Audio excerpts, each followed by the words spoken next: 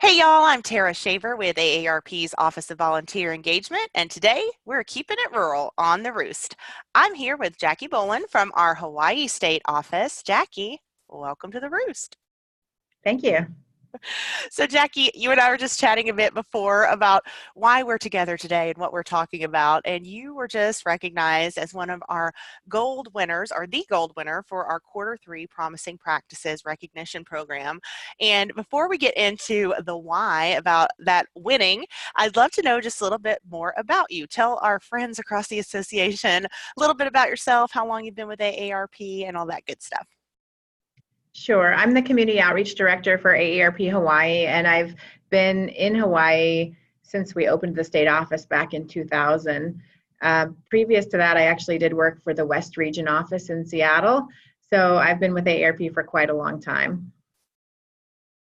Great. And for folks who maybe have not had the good fortune to visit Hawaii yet, can you tell me a little bit about the landscape? Just kind of what is it like to get a lay of the land of Hawaii, not only from just a normal person perspective, but also from an association perspective. So what does the membership look like? About how are you organized, and what's the travel time between those islands?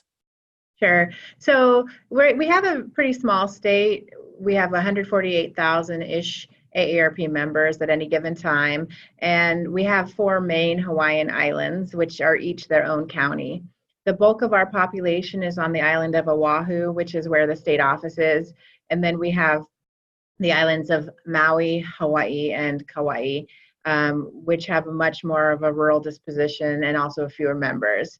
In the case of this project, the island of Kauai is our smallest population of the main Hawaiian islands, with roughly around 6,000 AARP member households.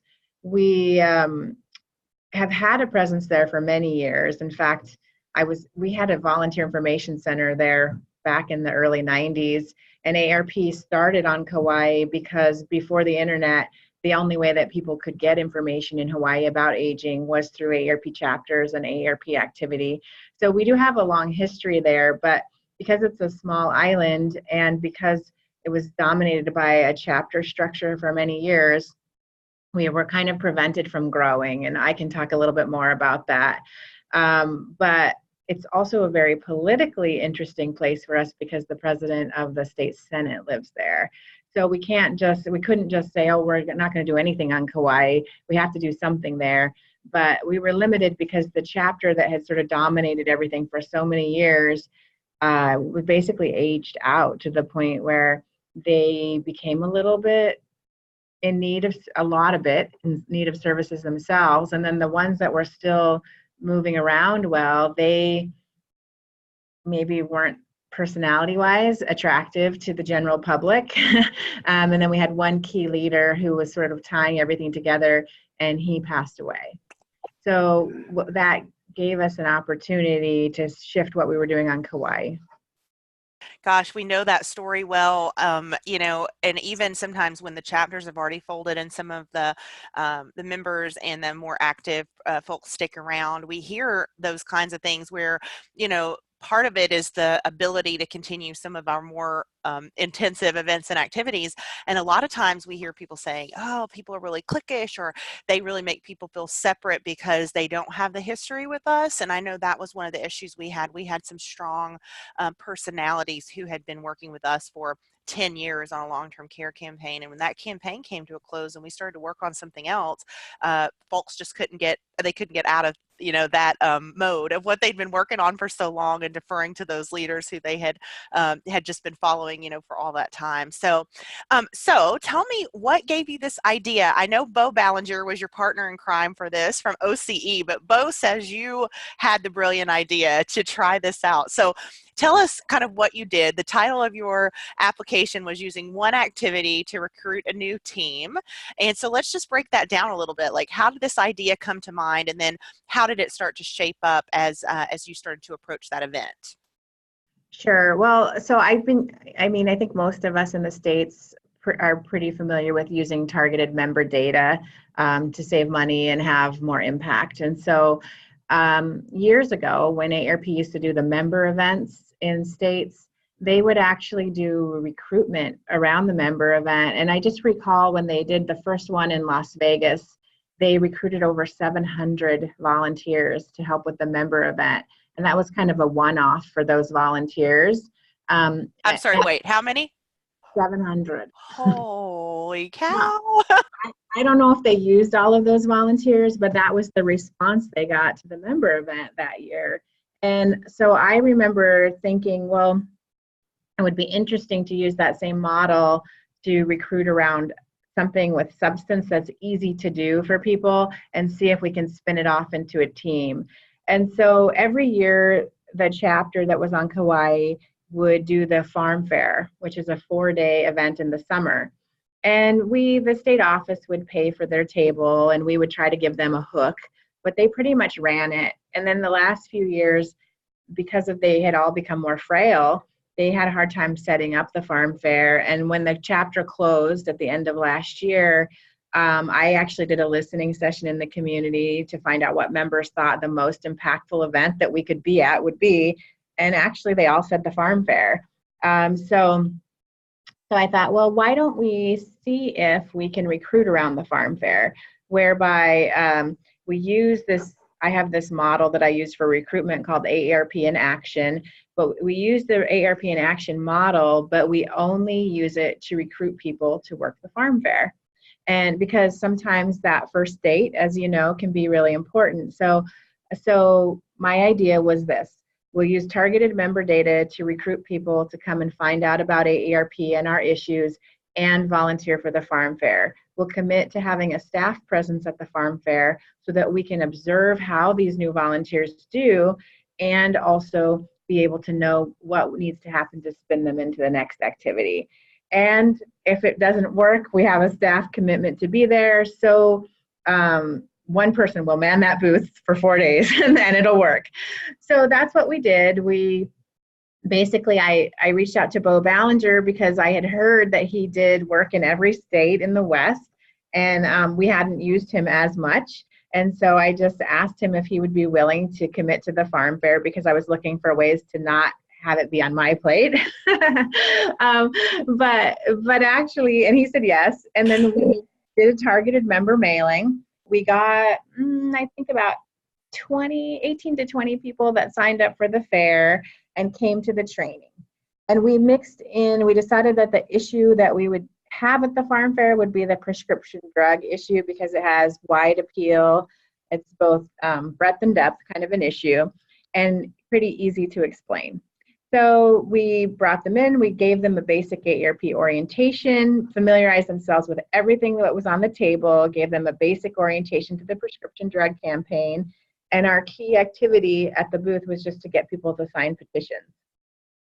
Well, the really great thing was we attracted some high-level people to the event. I mean, we ended up with one of the new volunteers is the president of the statewide Hawaii Retired Teachers Association. So not the little one, the big one. Yeah. And she volunteered at the fair, and we ended up with a pharmacist, a retired pharmacist, and a psychologist, and people who were pretty great. And we had a few walk-ins that weren't even signed up. Anyway, they came to the training. It's a simple training that I've sort of perfected over the years, I would say, and they all signed up. I was there the first day to observe that group. Beau was there, and we basically were able to see where people's strengths were. And then I personally, after the event, Beau sent me a rundown of everybody he had observed, what he thought their strengths and weaknesses were, and then I sent them all an individual thank you and a follow-up. And from that, I would say 12 of them that worked the fair have become volunteers. But in addition to that, we had another 5 or so that couldn't work the fair, but who did end up becoming volunteers. And case in point, last week I did an event called Caregiving and Cake on Kauai. All of the volunteers were brand new.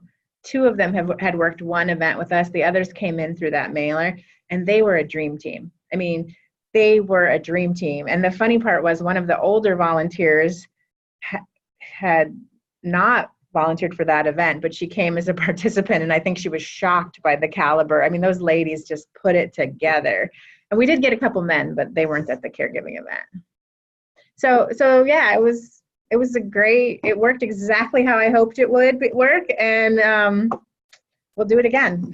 Don't you love it when your smarts work like that and you're like, I'm so brilliant. This is fantastic. I know, I'm like, what can I say? It worked exactly the way I wanted it to work.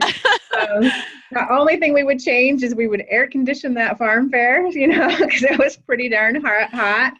Sometimes, usually when you do a recruitment event, you get a couple nuts, in the jar. And we really didn't even have that. Everybody's got their quirks, but we didn't have anybody where we had to say, you know what, this isn't a good opportunity for you to volunteer. So, I had been a little worried about having them wear our AARP red shirt at the fair without them being formal volunteers. So I created another shirt that just had our community seal on it. And it's not really our one that we do legislative work in, but Yeah. So we had that we gave them, and we also had the Stop RX Greed. And I'm not worried about any of the new people at all. So that's it. What? Gosh, I love that idea of you still having them branded and have something that's obviously very local, but also that would distinguish them between, if they go home and you later find out they're off the ranch, they're not going to show up at the Legislative Plaza during some big, big lobby day.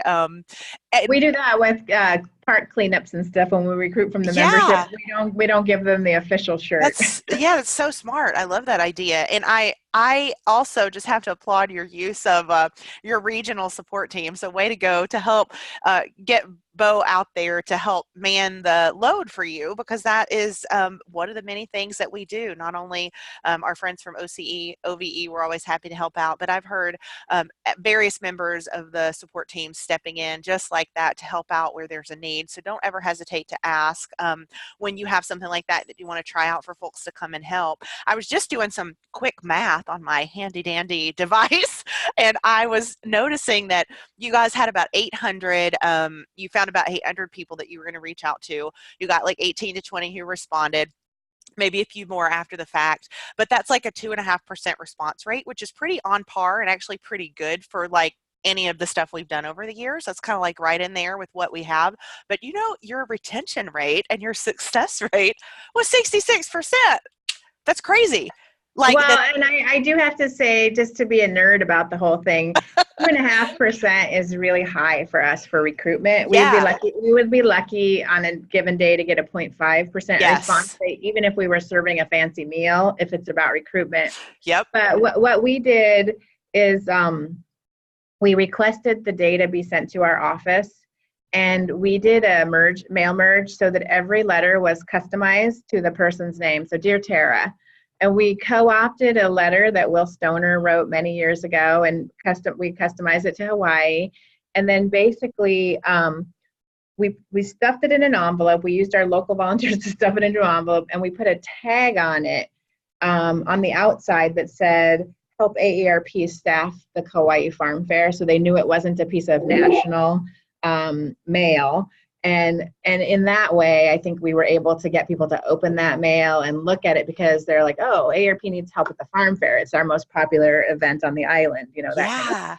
That is brilliant. And that reminds me, now I can't remember who told me this. Heck, it could have been something we tried once, but also just like anything you can do to make them stick out. We've used colored envelopes before, and some of the things we were working on, just so obviously it would get noticed. But then something like that is like, how hard was that? That wasn't very hard to add that level of like personalization to like, this is an event that's actually right here in your community and we need your help to do it. That's brilliant. I absolutely love it. Well, and I think what's great about it also is, if you go through print mail and do a postcard, it's not personal as a letter is, and 800 is actually a lot of envelopes to stuff, but it was really interesting. Our Oahu volunteers helped stuff those envelopes, and I just sent out an email, and like 30 people volunteered to come in. I cut it down to 9, and they were done in an hour. So it had been kind of a daunting task. But the other thing I put in that letter, so I put the cover letter that Will had perfected so many years ago, but then I put a list of roles as an insert. So here's what you'll be doing at the farm fair. And then I summarized, this prescription drug issue for them. So it was just really clear. Here's what we're going to be asking you to do. You're only asking you to commit to one shift. Here are what the shifts will be. And then I set up a C event so they could actually sign up they put their name in all of the shifts they were available for, and then just let me know in their comments if they were willing to do more than one. And so in that way, I was able to, jockey around the shifts, and it was great. And we always had Beau there, who's a great partner. Beau is a true partner. He's willing to do the work with me, so I didn't feel like I had to serve him up an opportunity. So he was kind of developing the training.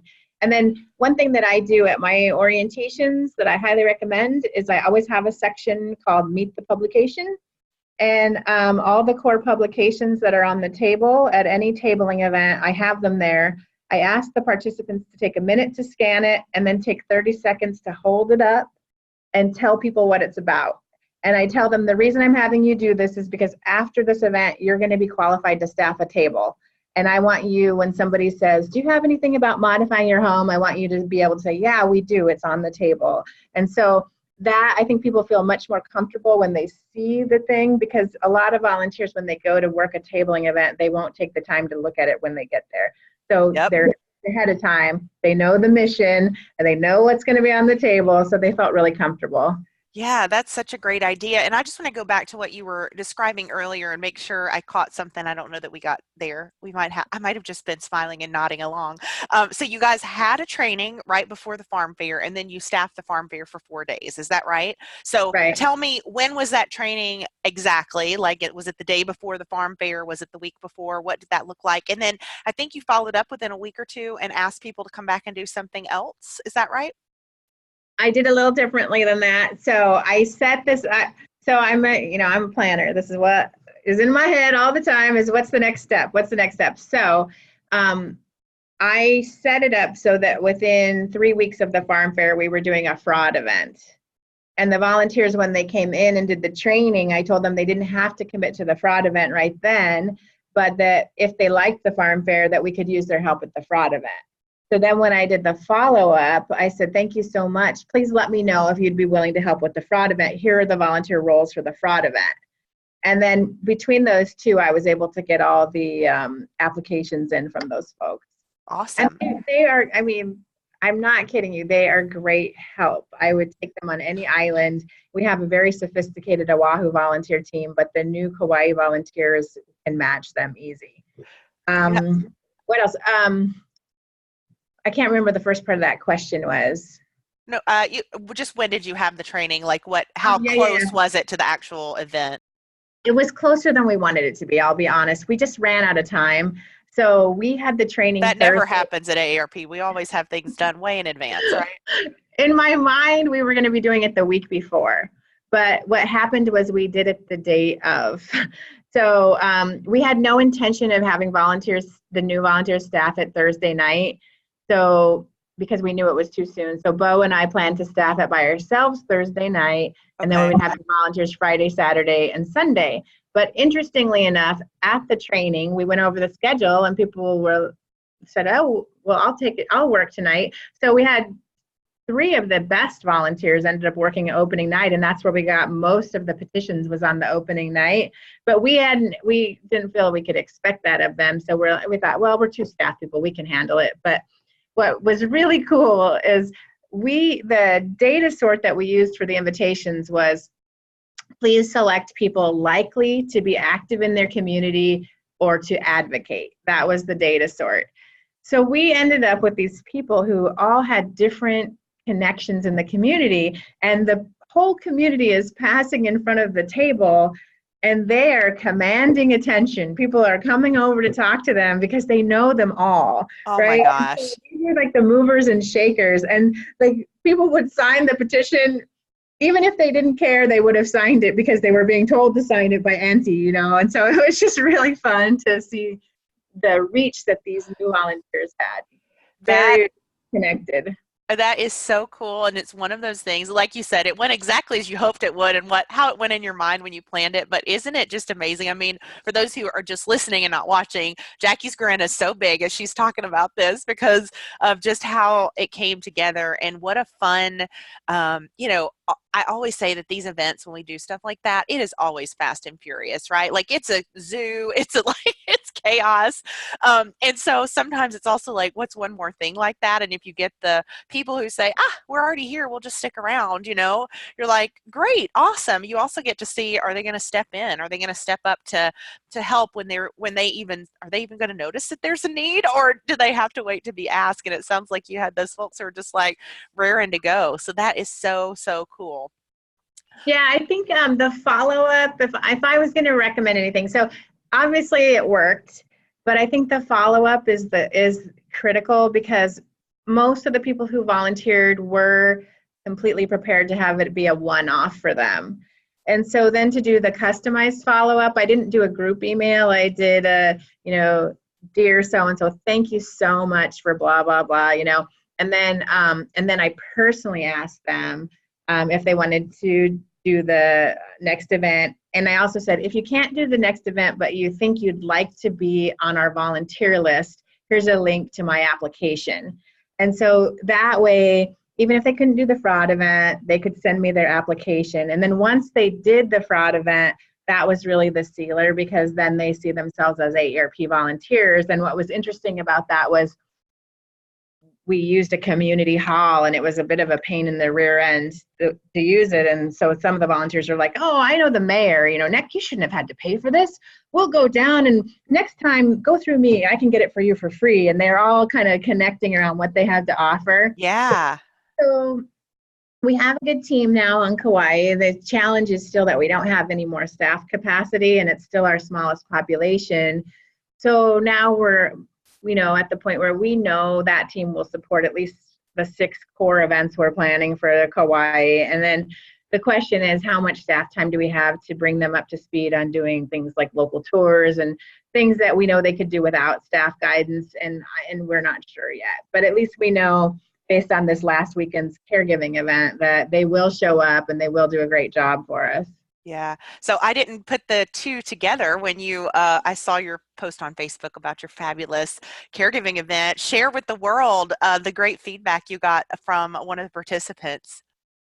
Well, that was we just did 4 caregiver events, but Oh man, okay. Still share it because it was worthwhile, especially in those times and we think we're not, we think we're just really busy, right? And we don't always know the impact of our work. So share that because I think it was so sure. heartwarming. This is a whole nother conversation because I just read the evaluations from all of these events and they were so good. But I did overhear this woman on Thursday night saying to her, we had small group conversations, and we were asking them to share how caregiving had touched their lives.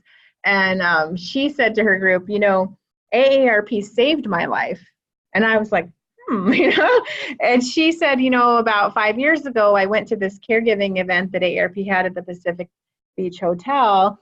And she said, I found out about it the night before. I wasn't even registered. My friends told me to go. And I went there, and she said they had this caregiver panel and 500 other caregivers in the room. And she said, I thought I was the only one. She said, I thought I was the only one going through what I was going through that was my age. And we had one caregiver on the panel who was 23 years old. And she said, I started crying when I finally realized that I wasn't alone. And I cried all through the keynote. And when she said that, I remembered her because I had organized that event. And I remembered this woman crying all through the keynote. And I didn't know what was wrong with her, but she was bawling her head off. And it was because she had just felt so isolated. And she finally connected to help. And so to me, that overhearing that, especially since I organized that event, Gold star for you. Yeah, but I try when we do caregiving events to try to make it as personal as possible.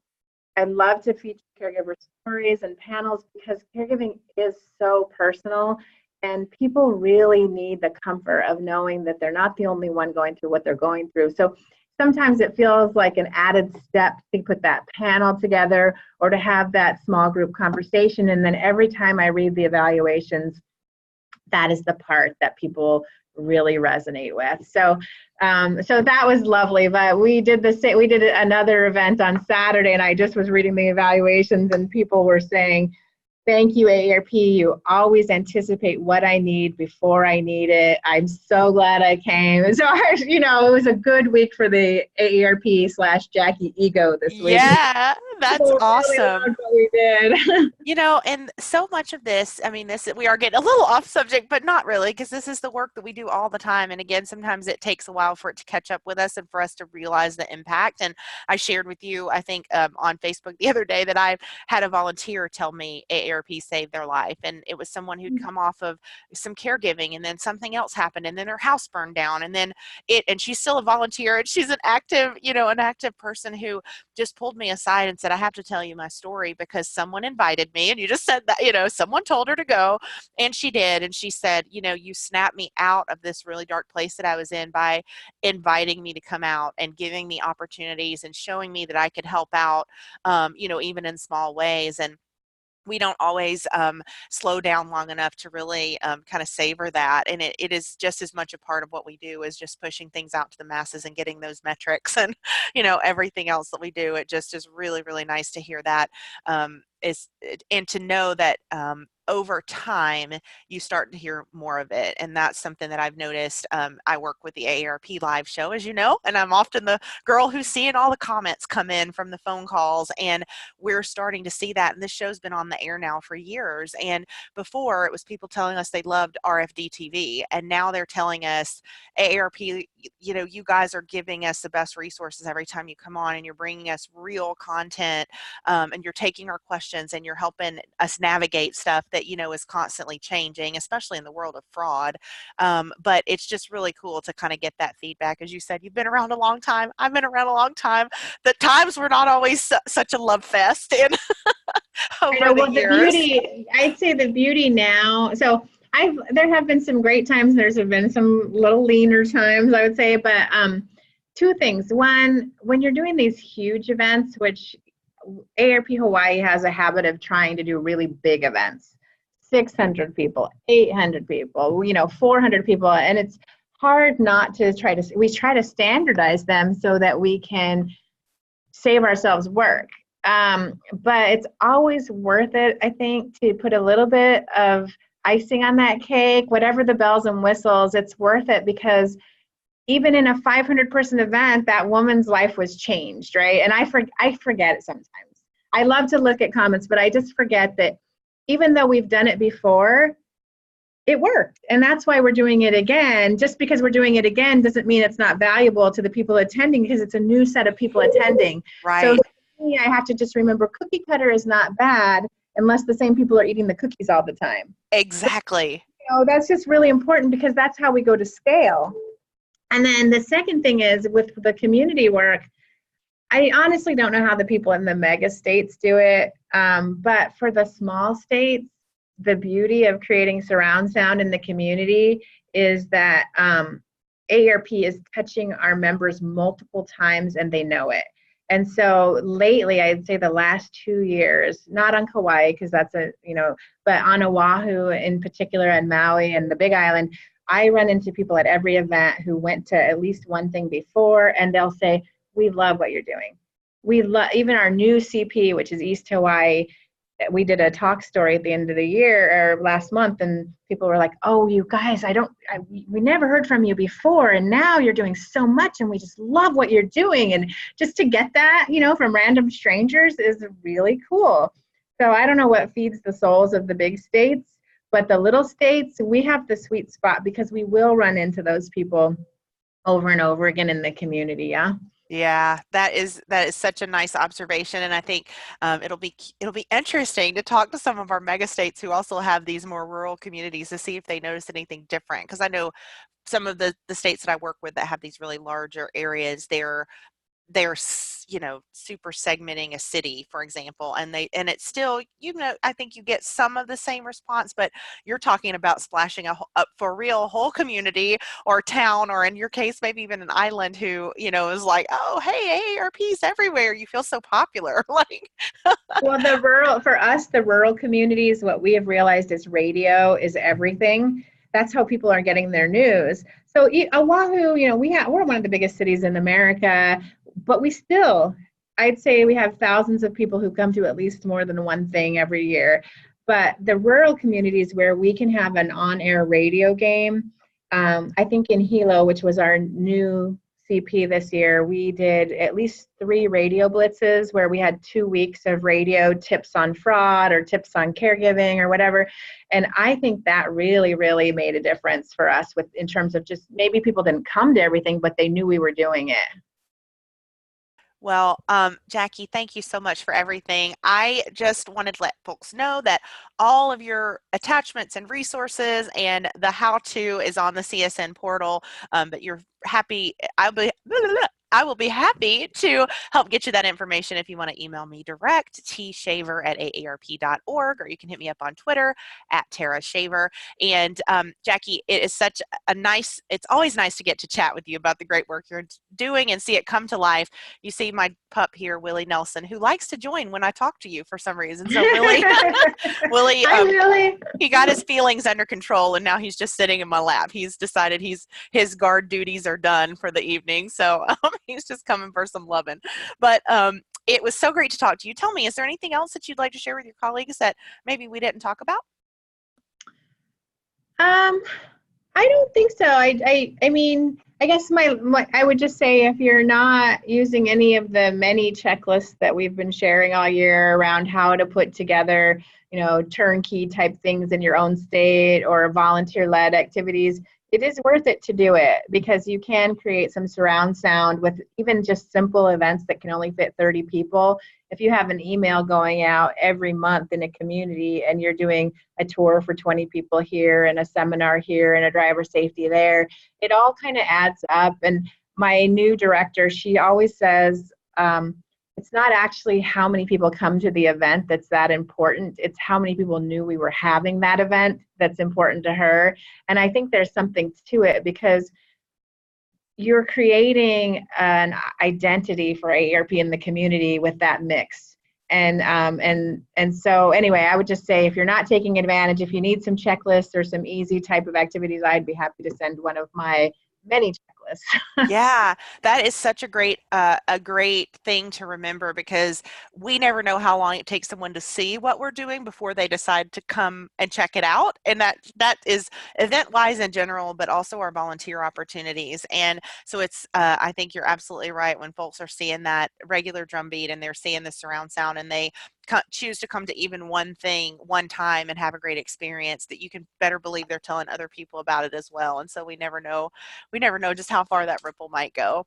Well, exactly. But happy Thanksgiving. Happy Thanksgiving. I hope you get some rest this week. You earned it after working all weekend, but you still look fresh as a daisy. So mahalo. It must be that Hawaii sunshine, right? Maybe. See, the ocean air. Yeah, we had a gorgeous day today, so if you have rain, I guess we'll see it in a few days. Well, Jackie, right, take care. Thanks Bye-bye. again. Talk to you later. Thank you guys for listening, and we will see you all next time. Bye-bye.